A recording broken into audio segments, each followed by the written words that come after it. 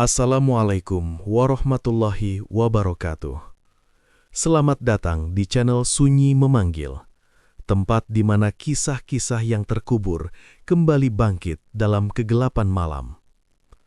Sebelum cerita dimulai, pastikan kalian sudah menekan tombol like, tulis komentar kalian di bawah tentang kejadian paling menyeramkan yang pernah kalian alami. Dan jangan lupa subscribe channel Sunyi Memanggil, agar kalian tidak ketinggalan cerita-cerita horor yang akan terus memanggil kalian setiap malam. Karena malam ini, sunyi, tidak lagi sepi.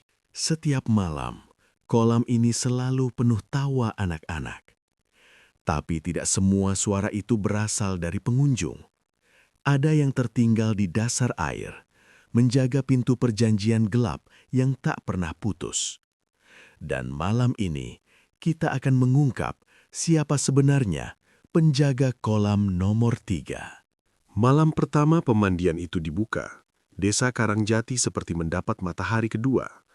Lampu-lampu warna jingga memantul di permukaan air jernih, menciptakan kilau seperti cermin raksasa di tengah sawah. Orang-orang berdatangan membawa keluarga, tertawa, berfoto, seolah lupa bahwa tempat tersebut dulunya hanya mata air sunyi yang jarang disentuh manusia. Pemilik usaha itu bernama Surya Adiwangsa. Tubuhnya tinggi, wajahnya selalu tersenyum, tetapi sorot matanya seperti menyimpan rahasia yang tidak pernah ingin diceritakan. Ia membangun kolam renang tepat di atas sumber air tua yang oleh leluhur dianggap keramat. Banyak tetua desa melarang, namun Surya hanya menunduk sopan sambil menyodorkan amplop tebal. Larangan berubah menjadi doa setengah hati. Sejak hari pertama beroperasi, keanehan langsung terasa. Air kolam tidak pernah surut. Musim kemarau datang dengan panas yang memecahkan tanah. Sumur warga mengering, tetapi kolam itu tetap penuh hingga bibir beton. Seolah ada tangan tak terlihat yang terus menuangkan cairan dari perut bumi tanpa henti. Anak-anak berenang hingga senja. Ketika langit mulai memerah, petugas meniup peluit tanda penutupan.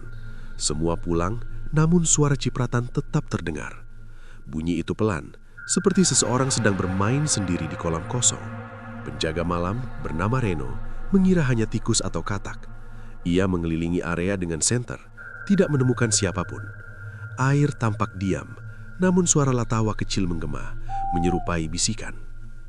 Hari demi hari, pengunjung semakin ramai. Rizki Surya mengalir seperti sungai setelah hujan. Ia membeli mobil baru, rumahnya diperluas, pakaiannya selalu bersih tanpa noda kerja. Orang-orang memujinya sebagai contoh keberhasilan, namun di balik kemeriahan muncul cerita-cerita ganjil. Beberapa warga mengaku melihat bayangan anak kecil berdiri di pinggir kolam saat malam turun. Rambutnya basah, tubuhnya pucat, matanya kosong. Begitu didekati, sosok itu menghilang seperti kabut tersentuh cahaya. Reno mulai merasa tidak nyaman. Setiap ronda, ia mencium aroma bunga bercampur tanah basah. Bau itu mirip kembang tabur kuburan. Di dekat mesin pompa ia menemukan sesajen kecil, daun pisang, koin kuno, dan potongan kain putih. Ia melapor kepada Surya. Jawaban pria itu singkat, agar usaha ini dijaga alam. Kalimat itu terdengar wajar, namun nada suaranya dingin seperti batu kali. Suatu malam, hujan turun tanpa awan. Langit bersih, bintang terlihat jelas, tetapi tetesan air jatuh tepat di atas kolam. Reno menegadah, tidak ada mendung. Ia berlari ke tepi, melihat riak melingkar seolah ada sesuatu muncul dari dasar. Air bergetar, membentuk lingkaran hitam. Dari sana terdengar suara anak memanggil, lirih namun jelas. "Pak, dingin." Reno mundur dengan jantung memukul dada. Ia menyalakan semua lampu, namun permukaan kolam kembali normal, seperti seseorang menutup pintu dunia lain. Keesokan paginya, seorang ibu menangis di gerbang pemandian. Anak lelakinya tidak pulang sejak kemarin sore. Ia terakhir terlihat bermain di kolam. Pencarian dilakukan. Air dikuras sebagian. Tidak ditemukan jasad, tidak pula pakaian. Hanya sandal kecil tersangkut di saluran pembuangan. Desa mulai berbisik. Orang tua melarang anak bermain hingga malam. Namun Surya tetap membuka usaha seperti biasa. Senyum tetap terpajang, seolah kehilangan seorang bocah hanyalah angka dalam laporan. Reno semakin sering bermimpi aneh. Ia berdiri di tengah kolam yang kosong, dikelilingi anak-anak dengan mata hitam legam. Mereka tidak menangis, hanya menatap tanpa suara. Di belakang mereka, Surya berdiri sambil membawa mangkuk berisi air bercampur darah. Setiap anak menyentuh cairan itu, lalu tenggelam ke tanah.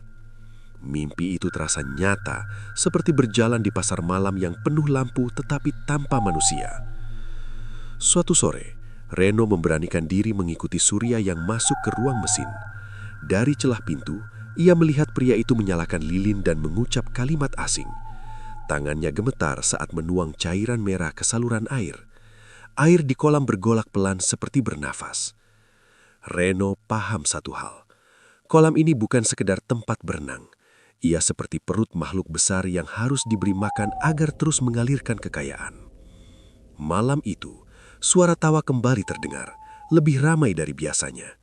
Reno menutup telinga, namun bisikan tetap masuk ke kepala. Seolah butuhan anak sedang bermain petak umput di dalam air. Dari kejauhan, Surya berdiri di balkon kantornya, menatap kolam dengan wajah puas. Di belakangnya, bayangan lain ikut berdiri. Tingginya tidak wajar, rambutnya panjang menjuntai, matanya berkilau kehijauan. Angin berhenti berhembus, lampu-lampu berkedip, air kolam berkilau seperti kaca retak. Dan sejak malam itu, Desa Karangjati tahu pemandian tersebut tidak pernah benar-benar kosong. Karena di balik air jernih dan latawa pengunjung, ada sesuatu yang terus menghitung tumbal, seperti pedagang yang menunggu pembayaran hutang. Sejak hilangnya bocah itu, suasana pemandian berubah seperti pasar yang kehilangan suara pedagang. Pengunjung tetap datang, tetapi tawa terdengar hambar, seolah semua orang menertawakan ketakutan sendiri. Spanduk promosi masih berkibar, namun angin yang menyentuhnya terasa dingin seperti hembusan dari ruang bawah tanah. Surya justru terlihat semakin makmur. Setiap pagi mobil barunya terparkir menghadap kolam, mengkilap seperti sisik ikan di bawah matahari. Ia menyapa pelanggan dengan keramahan yang dibuat-buat.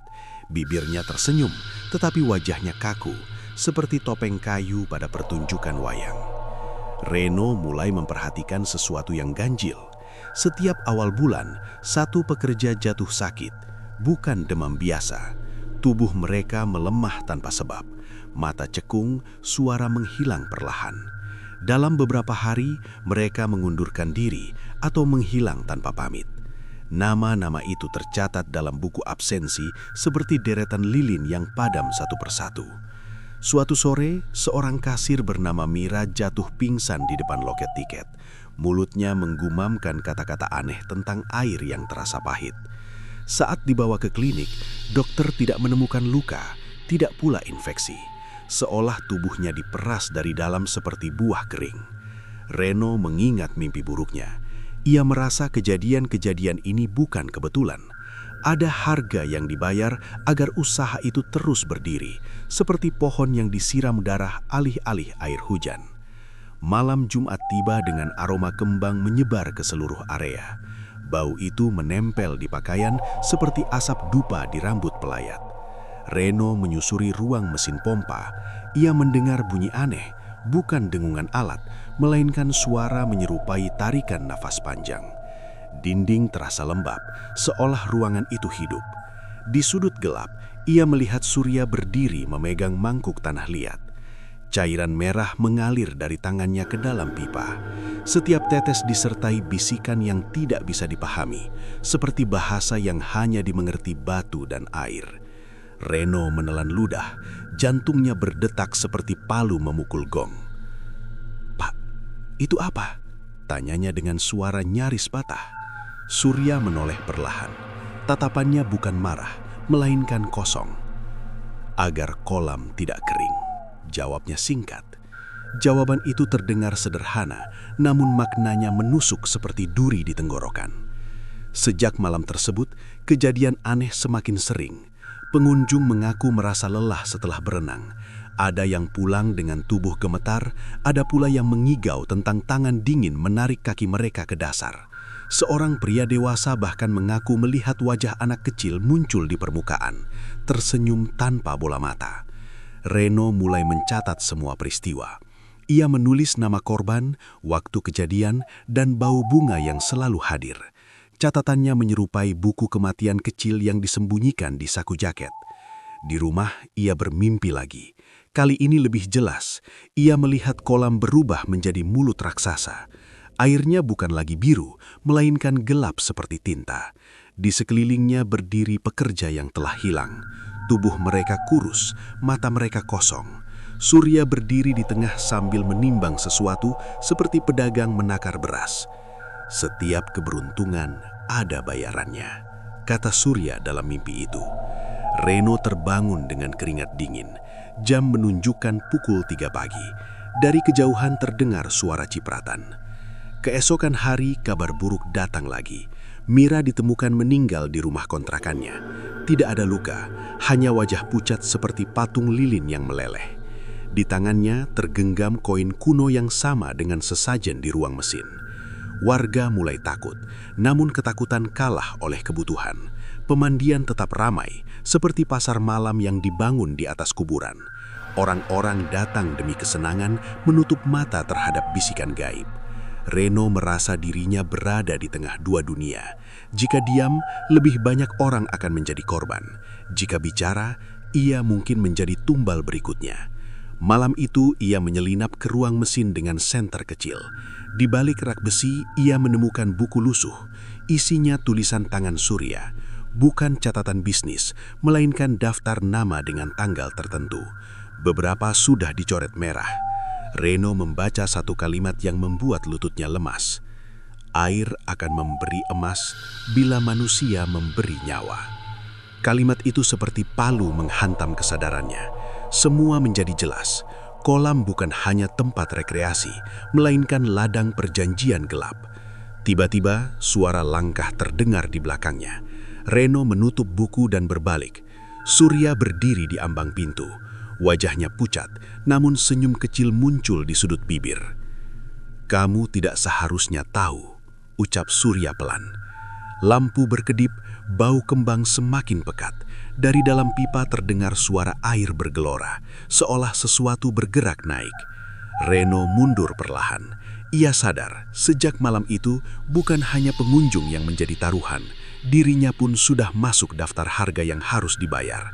Dan di luar ruangan, kolam tetap penuh, berkilau di bawah bulan, seperti mangkuk besar yang menunggu isi berikutnya. Kolam nomor 3 selalu ditutup saat matahari tenggelam. Papan kayu dipasang melintang dengan tulisan sedang perawatan. Namun tidak pernah terlihat pekerja memperbaiki apapun. Area itu seperti sudut rumah tua yang sengaja dibiarkan gelap agar tidak ada yang berani masuk. Reno memperhatikan satu hal. Setiap kali malam datang, air di kolam tersebut bergerak lebih cepat dibandingkan bagian lain. Riaknya kecil tetapi teratur, menyerupai napas makhluk tidur. Lampu taman di sekelilingnya sering mati sendiri, seolah cahaya enggan menyentuh permukaan itu. Suatu sore, seorang remaja bernama Dimas nekat melompati pembatas. Ia ingin berenang sendirian karena percaya cerita hantu hanya karangan orang tua. Temannya menunggu di pinggir sambil merekam dengan ponsel. Saat Dimas menyelam, air mendadak menjadi sunyi, seperti kaca hitam tanpa pantulan. Beberapa detik berlalu, kepala Dimas muncul, tetapi matanya kosong dan bibirnya tersenyum aneh. "Airnya dingin sekali," katanya. Suaranya seperti berasal dari dasar sumur. Ia naik tanpa tergesa, tubuhnya gemetar. Setelah itu Dimas tidak pernah kembali ke pemandian. Keesokan hari, keluarganya menemukan ia duduk di kamar mandi rumah, merendam kaki dalam ember penuh air sambil berbicara sendiri tentang perempuan yang tinggal di kolam. Cerita itu menyebar cepat. Kolam nomor 3 berubah menjadi buah bibir. Orang-orang mengaitkannya dengan penunggu lama yang konon berasal dari mata air purba. Reno semakin yakin bahwa tempat tersebut adalah pusat perjanjian Surya dengan dunia tak terlihat. Malam purnama tiba, bulan menggantung seperti mata besar yang mengawasi bumi. Reno merasa dadanya berat, seakan udara dipenuhi bisikan. Ia membawa senter dan mendekati kolam terlarang. Setiap langkah terdengar seperti memijak tulang kering. Permukaan air tampak hitam kehijauan. Dari dalamnya muncul bayangan bergerak perlahan, memanjang seperti rambut terurai. Bau lumpur bercampur kembang menyebar kuat, membuat kepala pusing seperti mencium dupa di pemakaman. Reno berjongkok dan mengarahkan senter. Cahaya memantul lalu berhenti pada sosok perempuan berambut panjang yang berdiri di dasar kolam. Kulitnya pucat, matanya berkilau seperti kaca pecah. Di sekelilingnya terlihat tangan-tangan kecil menggapai, seolah meminta diangkat ke dunia atas. Ini bukan tempat manusia. Suara itu terdengar tanpa bibir bergerak. Reno ingin lari, tetapi kakinya kaku seperti akar pohon. Sosok itu mengangkat tangan. Air naik setinggi lutut Reno tanpa menyentuhnya. Rasanya seperti berdiri di depan ombak yang membeku.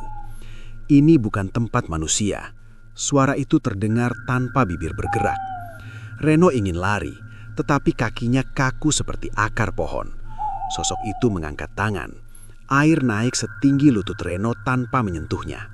Rasanya seperti berdiri di depan ombak yang membeku. "Aku menjaga pintu," ucap makhluk itu.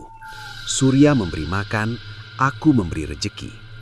Kalimat tersebut melayang seperti pisau tipis yang mengiris kesadaran. Kolam nomor 3 bukan sekedar lubang air, melainkan gerbang perjanjian. Tiba-tiba terdengar suara langkah tergesa. Surya muncul membawa mangkuk berisi cairan gelap. Wajahnya pucat, keringat mengalir di pelipis. "Kamu melihatnya ya?" katanya kepada Reno tanpa marah. "Sekarang kamu mengerti." Ia menuangkan isi mangkuk ke kolam. Air bergolak seperti diremas tangan raksasa. Sosok perempuan itu tersenyum, dan tangan-tangan kecil tenggelam kembali ke dasar. Surya berbicara seperti seseorang yang sedang menjelaskan cuaca. Ia mengaku mata air tersebut adalah pintu menuju kerajaan makhluk penunggu. Untuk membuka pintu, diperlukan darah manusia. Sebagai balasan, usaha akan terus ramai. Uang datang tanpa henti, dan penyakit menjauh dari keluarganya. "Seperti menukar jiwa dengan emas," ujarnya lirih. Reno merasakan dunia runtuh di dadanya. Ia menyadari setiap pekerja yang hilang bukan kecelakaan. Mereka adalah persembahan agar pintu tidak tertutup. Dari kejauhan terdengar suara teriakan. Seorang penjaga baru terjatuh ke dalam kolam utama. Tubuhnya kejang, mulutnya mengeluarkan air bercampur busa. Surya menoleh sebentar, lalu kembali memandang kolam nomor 3. "Waktu penagihan," katanya pelan. Air di kolam terlarang berubah warna menjadi merah samar. Bayangan tangan kembali muncul, kali ini lebih banyak. Reno merasa dirinya sedang berdiri di tepi perut monster yang sedang lapar. Ia berlari tanpa menoleh. Di belakangnya terdengar tawa kecil dan suara cipratan seperti hujan di atap seng. Lampu-lampu padam satu persatu, menyisakan cahaya bulan yang memantul di air bergelombang. Keesokan paginya, penjaga baru ditemukan meninggal dengan mata terbuka. Wajahnya terlihat seperti patung lilin yang meleleh. Surya mengumumkan kecelakaan biasa. Pengunjung tetap berdatangan, membawa anak-anak mereka, menertawakan ketakutan yang tidak mereka pahami. Reno berdiri di gerbang menatap kolam nomor 3 dari jauh. Ia sadar tempat itu bukan lagi sekedar kolam, melainkan pintu yang tidak boleh tertutup. Selama pintu itu terbuka, pemandian akan hidup. Dan selama pemandian hidup, akan selalu ada yang harus masuk sebagai kunci. Seperti perahu yang terus berlayar karena kayunya diganti satu persatu, kolam itu akan tetap berdiri karena manusia dijadikan bahan bakarnya. Sejak kejadian di kolam terlarang, desa Karangjati berubah seperti rumah yang kehilangan pintu. Semua orang merasa ada sesuatu masuk, tetapi tidak tahu dari mana. Anak-anak dilarang bermain hingga senja. Pedagang menutup warung lebih cepat, dan suara air pada malam hari terdengar seperti bisikan panjang yang tidak mau berhenti. Korban berikutnya bukan pekerja, melainkan seorang bocah bernama Raffi. Tubuhnya kecil, wajahnya selalu ceria, dan setiap sore ia datang bersama ibunya untuk bermain air. Hari itu matahari tenggelam lebih cepat dari biasanya, seolah enggan melihat apa yang akan terjadi. Raffi terakhir terlihat duduk di pinggir kolam sambil mengayunkan kaki. Ibunya membeli minuman di warung depan gerbang.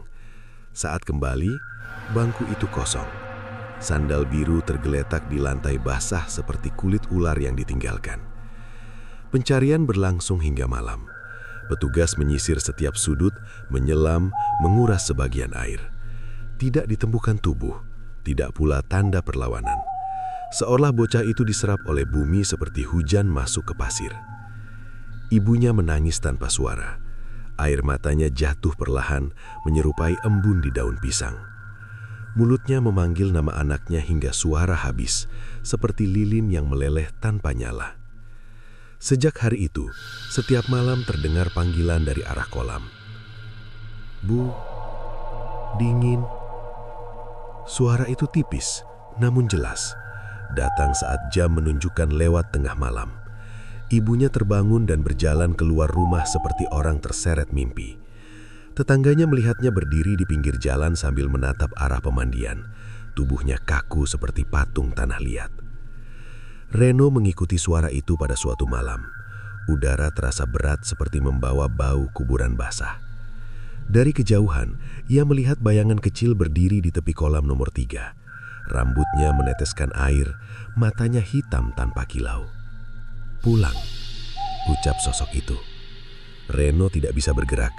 Hatinya terasa diremas seperti kain basah.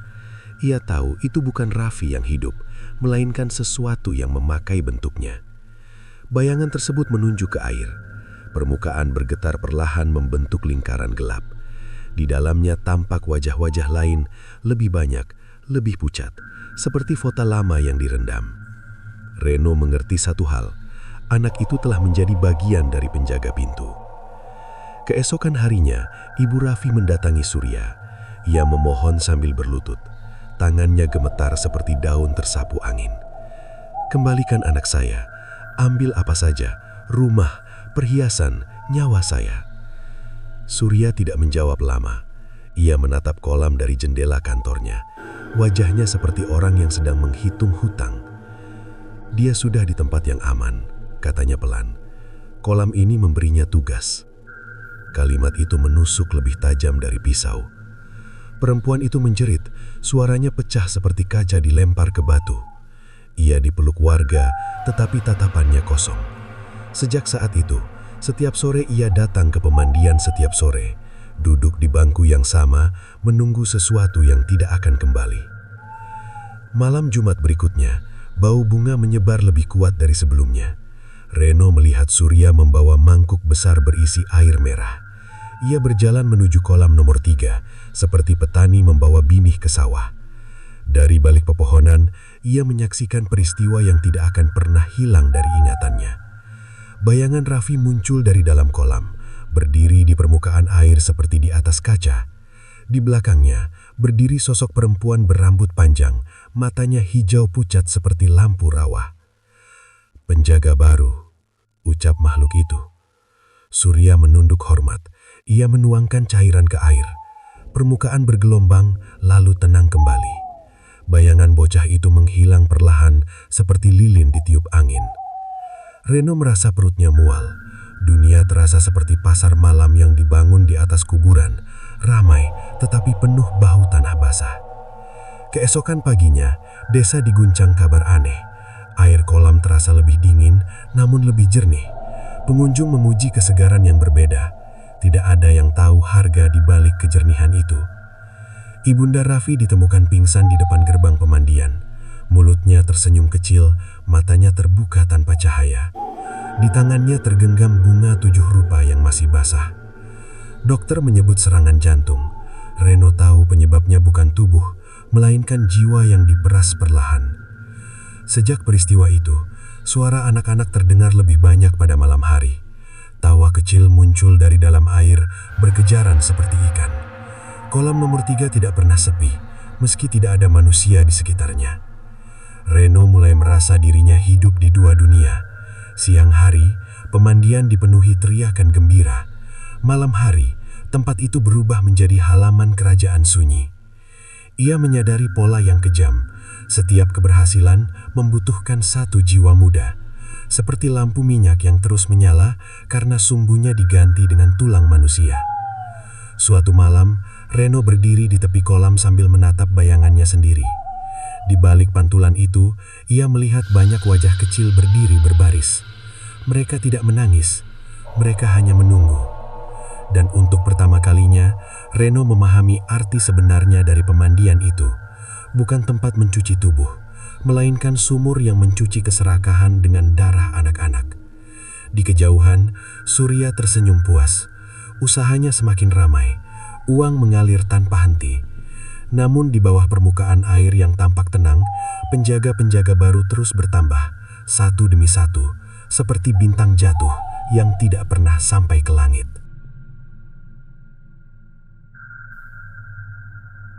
Sejak kematian Ibu Raffi, udara di sekitar pemandian berubah seperti kain basah yang dijemur tanpa matahari. Bau bunga selalu muncul menjelang malam Jumat. Bukan wangi segar, melainkan aroma campuran tanah, air, dan sesuatu yang mengingatkan Reno pada upacara kematian. Setiap helaan nafas terasa seperti menghirup kenangan buruk yang tidak mau pergi. Pengunjung mulai mengeluh. Air kolam terasa berbeda. Beberapa orang berkata kulit mereka gatal setelah berenang. Ada pula yang pulang dengan kepala berat seperti membawa karung pasir di dalam tengkorak. Namun anehnya, jumlah tamu justru meningkat. Rasa takut bercampur penasaran seperti orang yang mendekat ke api walau tahu panas akan membakar. Reno memperhatikan pola baru. Setiap malam Jumat, Surya menutup sebagian area dan melarang siapapun mendekat ke ruang mesin. Dari sana muncul bau kembang 7 rupa yang menyebar seperti asap tipis. Lampu-lampu sering berkedip, seakan listrik ikut menahan nafas. Suatu sore, seorang pengunjung bernama Bima keluar dari kolam dengan wajah pucat. Tangannya gemetar dan bibirnya bergetar seperti hendak bicara tetapi takut pada suaranya sendiri. "Ada perempuan di dalam air," katanya lirih. "Rambutnya panjang, bajunya putih, tangannya dingin." Temannya menertawakan, namun malam itu Bima demam tinggi. Ia mengigau tentang taman bunga di dasar kolam. Dalam mimpinya, perempuan itu memanggil namanya sambil membawa mangkuk berisi air bercampur kelopak. Reno mulai mencium bau aneh setiap kali matahari tenggelam. Tidak hanya bunga, tetapi juga amis seperti besi berkarat. Aroma itu melekat di pakaian, membuat siapapun yang lewat merasa sedang berdiri di depan liang terbuka. Malam Jumat kembali datang. Langit cerah, bulan terlihat penuh seperti mata perak. Reno menyelinap ke balik pepohonan untuk mengintip Surya. Pria itu membawa wadah besar berisi cairan gelap. Tangannya bergerak pelan, seolah sedang menuang obat ke luka raksasa. Begitu cairan menyentuh air, kolam bergolak pelan. Bau kembang semakin kuat. Reno merasa pusing, seperti mencium dupa terlalu lama. Dari permukaan muncul bayangan perempuan berambut panjang, matanya hijau pucat, wajahnya tanpa ekspresi. "Kami lapar," ucap suara itu tanpa membuka mulut. Surya menunduk hormat. "Sudah kuberi, air ini milik kalian." Makhluk itu tersenyum tipis. Di belakangnya muncul wajah-wajah kecil, pucat dan diam. Mereka berdiri di dalam air seperti patung. Reno teringat kata-kata dalam buku lusuh. Air memberi emas bila manusia memberi nyawa. Sekarang ia mengerti arti bau bunga. Itu bukan wangi doa, melainkan tanda penagihan. Keesokan hari, seorang pengunjung tua jatuh pingsan di kolam. Tubuhnya kaku, napasnya putus-putus. Ia dibawa ke rumah sakit namun tidak pernah sadar kembali. Di saku celananya ditemukan bunga kering yang tidak diketahui asalnya. Desa mulai gaduh. Beberapa orang menuntut penutupan pemandian. Namun, Surya membagikan uang ganti rugi. Seperti hujan di musim kemarau, lembaran itu memadamkan amarah sementara. Reno merasa dirinya hidup di antara dua kebohongan, kegembiraan pengunjung dan bisikan makhluk air. Setiap malam, ia bermimpi tentang taman bunga di dasar kolam. Di sana berdiri anak-anak yang hilang, memetik kelopak lalu menaburkannya ke permukaan. Dalam mimpi itu, seorang perempuan berkata, "Air harus diberi harum agar manusia tidak mencium darah." Kalimat tersebut seperti pisau tipis yang menggores ingatan. Reno sadar bau bunga adalah penutup jejak, seperti bedak di wajah mayat. Suatu sore, Mira, kasir yang dulu sakit, muncul dalam mimpinya. Tubuhnya pucat, matanya kosong.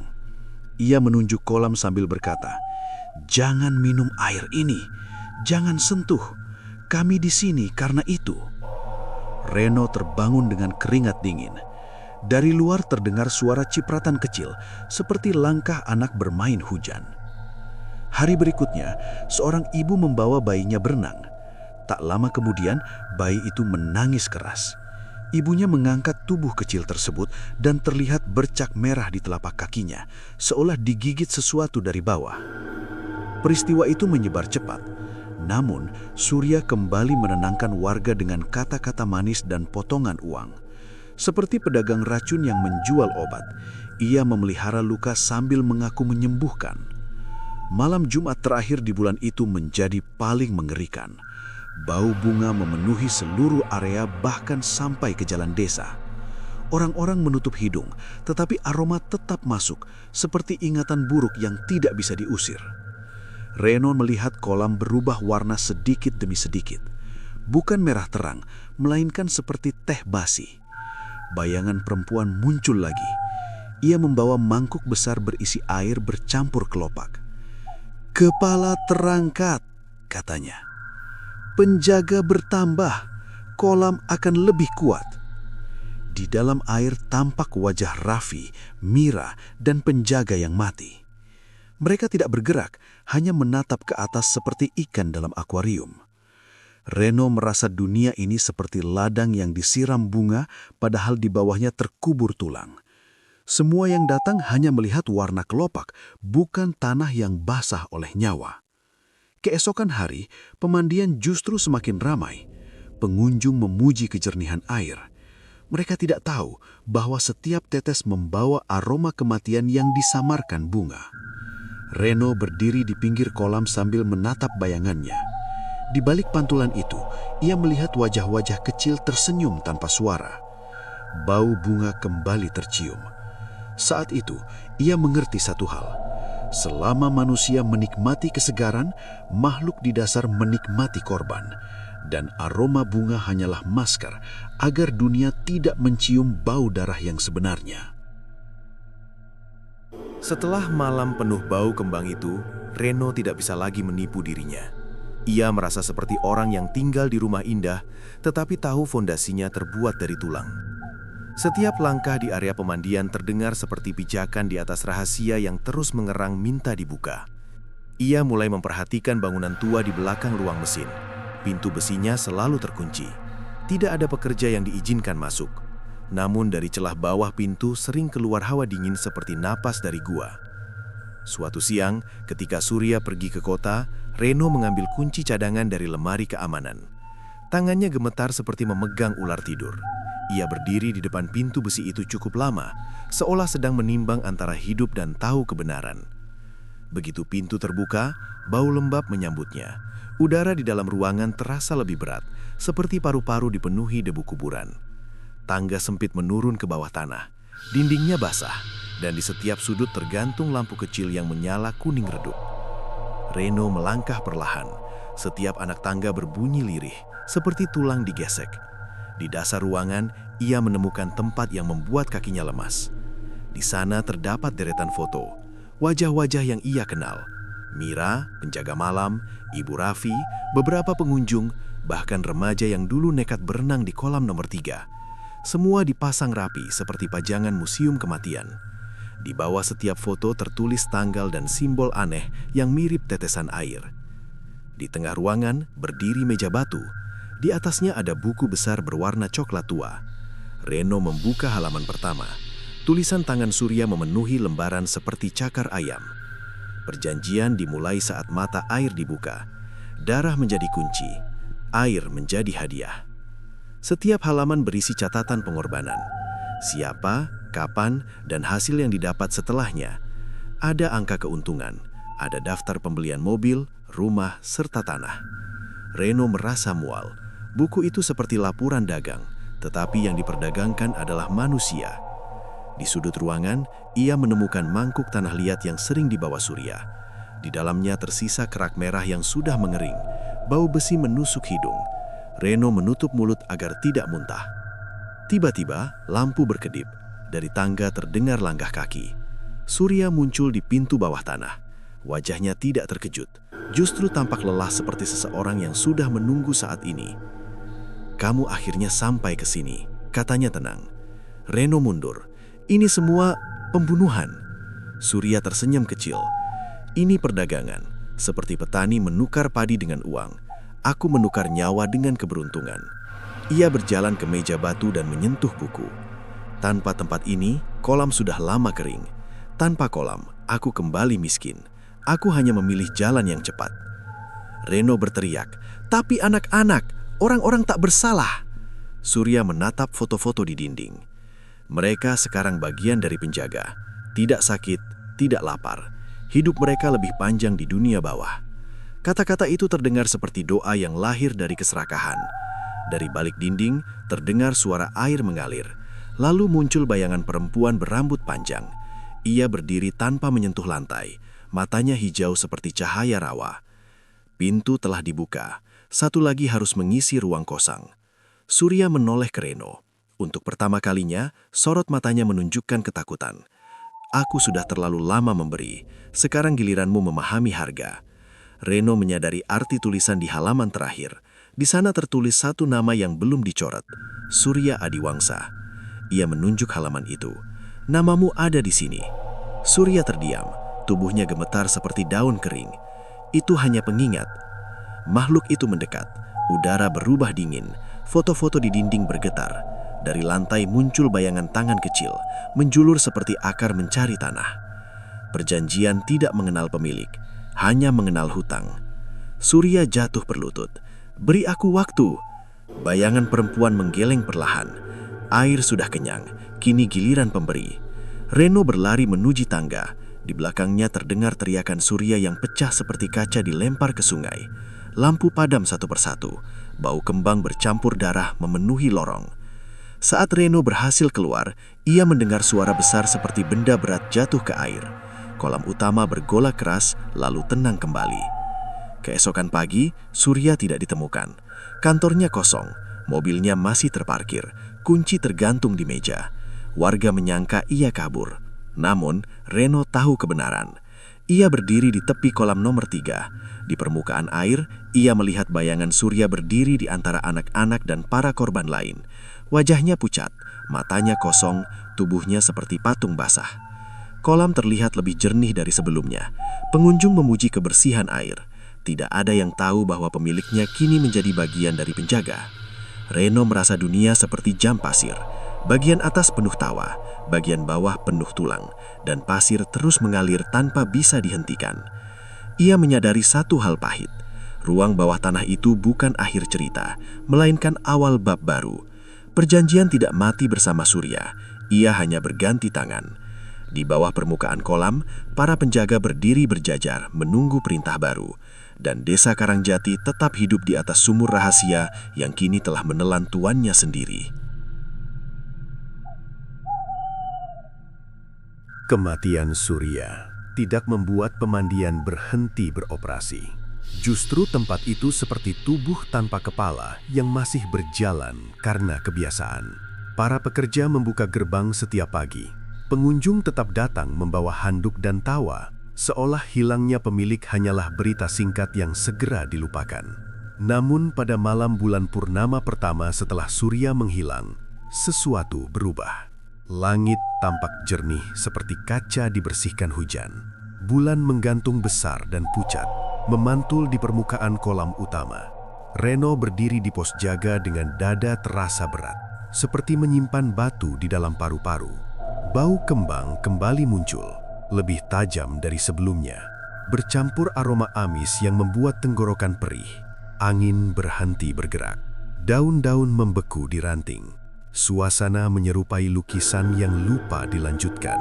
Perlahan, air kolam bergetar. Bukan gelombang kecil, melainkan getaran dalam, seperti perut bumi sedang batuk. Warna biru berubah kusam, lalu memerah samar, menyerupai teh dicampur darah. Reno melihat pengunjung yang masih berada di sekitar kolam mulai merasakan pusing. Seorang pria memegangi kepalanya. Seorang anak menangis tanpa sebab. Ibu-ibu saling memanggil nama keluarga mereka. Dari tengah kolam, muncul bayangan tinggi. Rambutnya panjang, kulitnya pucat kehijauan, matanya menyala seperti lampu rawa. Sosok itu berdiri di atas air tanpa tenggelam, seperti berdiri di atas kaca. Di sekelilingnya muncul wajah-wajah kecil, Raffi, Mira, penjaga malam, dan bayangan Surya yang kini berdiri kaku seperti patung basah. Mereka berbaris membentuk lingkaran. Perjanjian belum selesai. Ucap suara perempuan itu bergema seperti berasal dari dasar sumur. Air mendidih pelan. Pengunjung menjerit. Beberapa berlari ke gerbang, namun kaki mereka terasa berat seperti tertanam lumpur. Reno mencoba menarik seorang anak kecil, tetapi tangannya terasa dingin seperti memegang es. Dari bawah, muncul tangan-tangan pucat yang menyentuh pergelangan kaki pengunjung. Tidak mencengkram, hanya menandai, seperti petani menandai sapi sebelum disembelih. Seorang remaja jatuh ke dalam kolam, tubuhnya kejang, lalu diam. Air menelan suara teriakannya seperti kain menutup mulut. Reno berteriak meminta semua orang menjauh. Namun ketakutan membuat mereka berlarian tanpa arah, seperti ayam kehilangan kandang. Sosok perempuan itu mengangkat tangan. Air berubah lebih merah. Cahaya bulan memantul di permukaan seperti ribuan pisau tipis. Pemberi telah menjadi milik kami, katanya. Kini yang datang adalah pengganti. Reno mengerti arti kalimat itu. Surya telah dibayar. Sekarang kolam menuntut pengelola baru. Ia melihat bayangan Surya melangkah maju. Wajahnya kosong, matanya hitam tanpa cahaya. Ia menunjuk ke arah kantor lama. Reno merasa dadanya sesak. Dunia di sekelilingnya seperti cermin pecah, menampilkan dua kenyataan. Jeritan manusia di atas, tawa kecil di bawah. Dengan sisa keberanian, Reno mengambil pengeras suara darurat dan memanggil semua orang keluar. Sebagian berhasil melarikan diri. Sebagian lagi jatuh pingsan karena bau kembang yang semakin kuat. Kolam bergolak semakin keras. Airnya naik seperti ingin meluap dari batas beton. Tangan-tangan pucat bermunculan seperti akar mencari tanah. Reno berlari menuju ruang mesin. Ia teringat buku perjanjian di bawah tanah. Ia membuka pintu besi dan menuruni tangga dengan napas tersengal. Di dalam ruangan, foto-foto korban bergetar seperti ditiup angin yang tidak ada. Ia membuka buku terakhir Surya. Halaman kosong menunggu nama baru. Di atas meja batu, mangkuk tanah liat bergerak sendiri, berisi cairan gelap yang berbau esi. Suara perempuan itu terdengar dari atas. Satu harus tinggal. Reno menggigil. Ia merasa seperti berdiri di tepi jurang yang tidak memiliki dasar. Ia melihat bayangan dirinya sendiri di dinding. Untuk sesaat, bayangan itu berubah menjadi sosok Surya. Lalu menjadi wajah Raffi, lalu menjadi kosong. Reno mengerti, kolam tidak membutuhkan darah sembarang. Ia membutuhkan orang yang tahu rahasia. Ia berlari kembali keluar. Kolam sudah berubah warna seperti luka terbuka. Pengunjung terakhir terjatuh ke tanah, pingsan karena bau yang menusuk. Reno berdiri di tepi kolam nomor 3. Sosok perempuan muncul tepat di hadapannya. Rambutnya menjuntai hingga menyentuh air. Kau telah melihat, maka kau harus menjaga. Reno menggeleng. Ini harus berhenti. Makhluk itu tersenyum tipis. Air tidak pernah berhenti. Manusia saja yang datang dan pergi. Dari dalam kolam, bayangan anak-anak mengulurkan tangan. Tidak ada tangisan, hanya tatapan kosong. Reno merasa dunia seperti pasar malam yang berdiri di atas jurang. Lampu berwarna-warni, tetapi di bawahnya kegelapan menunggu. Ia mengambil batu besar dan melemparkannya ke mangkuk tanah liat yang mengapung di air. Benda itu pecah. Cairan hitam menyebar seperti tinta. Kolam berguncang hebat. Sosok perempuan menjerit. Bayangan tangan tenggelam. Air memercik tinggi, lalu perlahan tenang. Bau kembang menghilang, digantikan aroma tanah basah. Pagi datang dengan sunyi yang aneh. Beberapa pengunjung ditemukan pingsan. Satu remaja dinyatakan meninggal. Kolam kembali jernih, seolah tidak terjadi apa-apa. Namun Reno tahu, itu bukan akhir. Ia melihat di permukaan air, pantulan wajah Surya dan para korban masih ada. Samar seperti foto lama. Kolam telah kehilangan tuannya, tetapi belum kehilangan hausnya. Seperti api yang padam karena hujan, namun masih menyimpan bara di dalam abu. Pemandian itu akan kembali menuntut saat waktunya tiba. Dan Reno berdiri di tengah halaman, menyadari bahwa malam merah itu hanyalah peringatan. Perjanjian belum selesai. Ia hanya menunggu orang berikutnya yang cukup berani atau cukup serakah untuk membuka pintu kembali.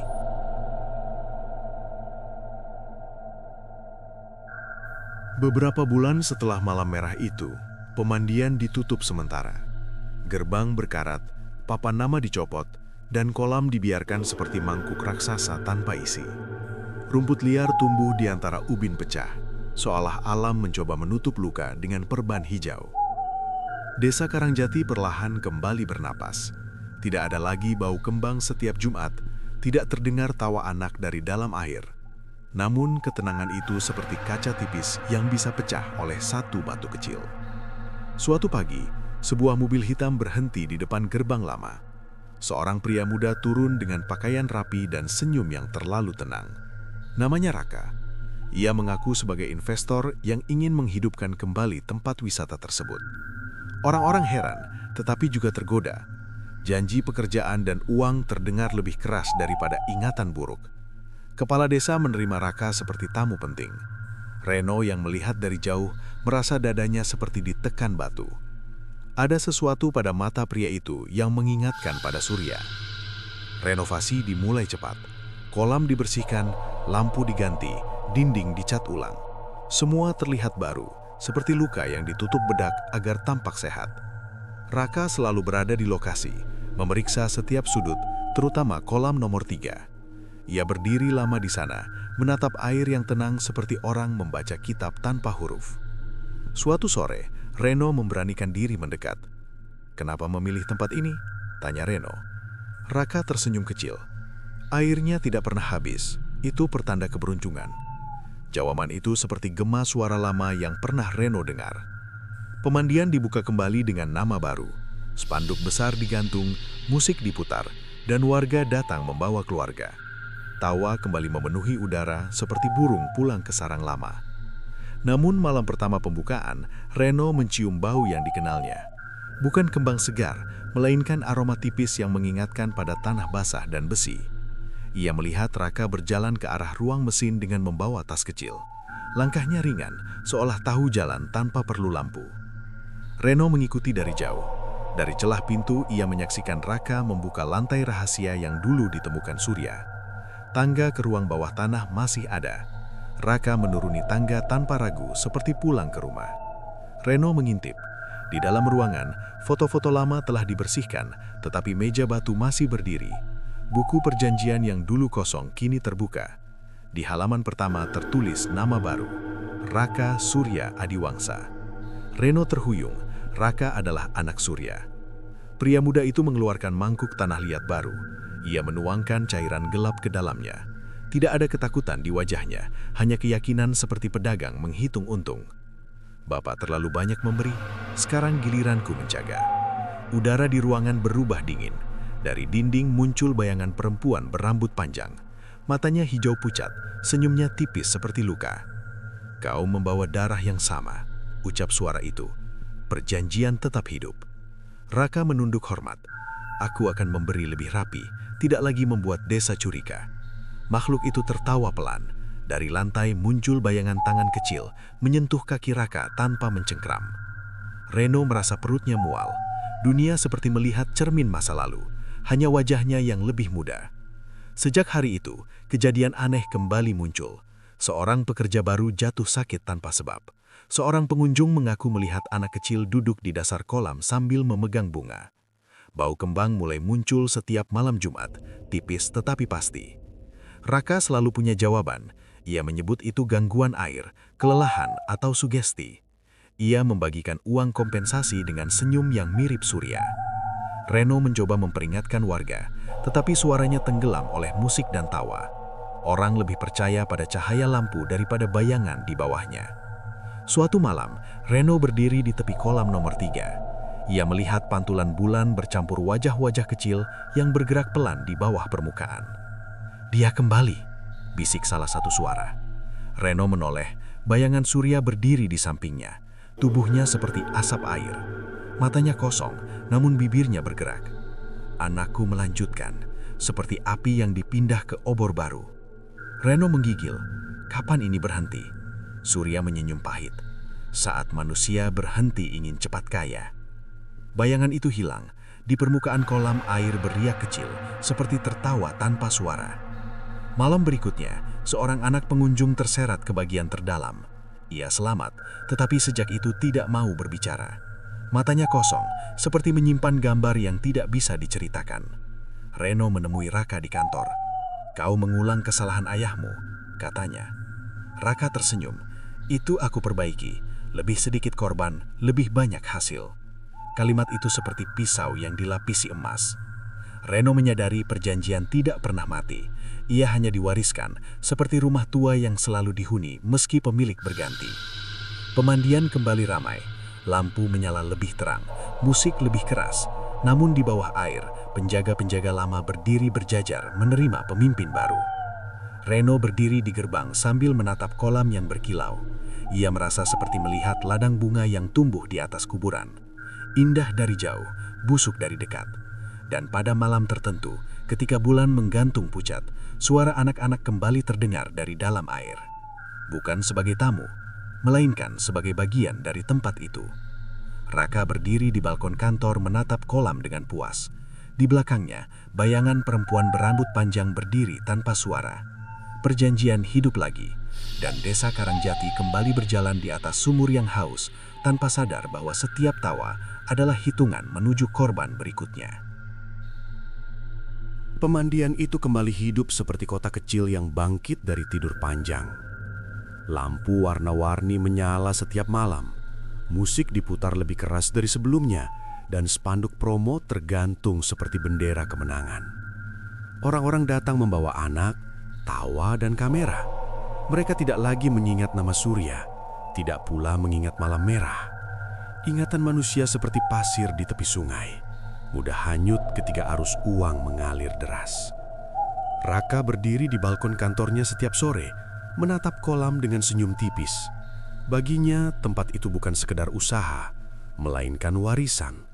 Seperti jam tua yang terus berdetak meski pemiliknya berganti, perjanjian tetap berjalan tanpa perlu diumumkan. Reno masih bekerja di sana, tetapi jiwanya terasa seperti bayangan. Ia melihat lebih banyak daripada yang ingin dilihat.